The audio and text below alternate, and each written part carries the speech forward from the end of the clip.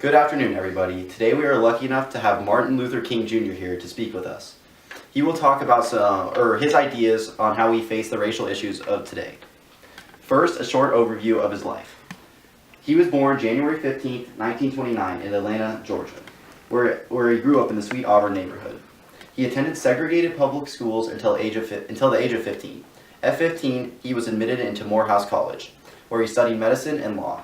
He changed his mind, however, and joined the ministry following after his father.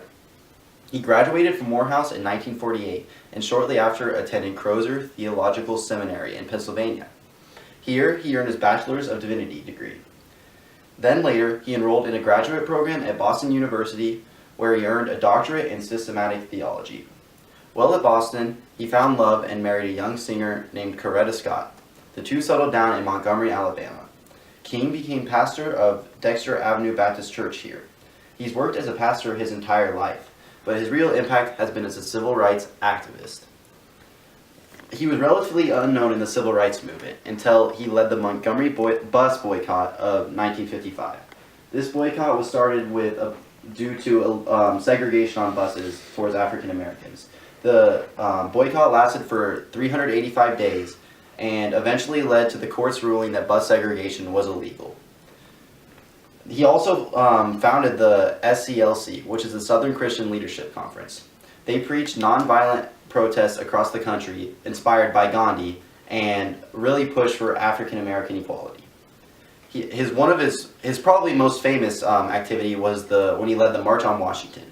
The March on Washington included 250,000 participants, and they marched on the Capitol, and he gave his famous "I Have a Dream" speech on the steps of the Lincoln Monument. During this speech, he preached equality for all men and that all men are created equal. Through his hard work and effort, he gained a lot of ground for African American rights.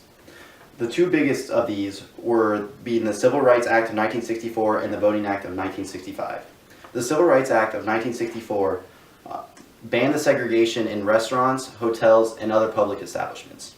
And the Voting Act of 1965 guaranteed the right to vote for all African Americans.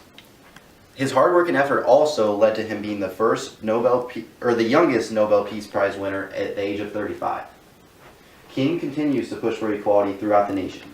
King is here today to talk about the racial issues plaguing our country today. He told me he has many ideas on where we as a country need to begin to achieve true equality. Unfortunately, Dr. King is on a tight schedule and will not be able to answer any questions after his speech. But he does have some good content, and I encourage you all to listen closely. At last, I'm pleased to introduce Dr. Martin Luther King Jr.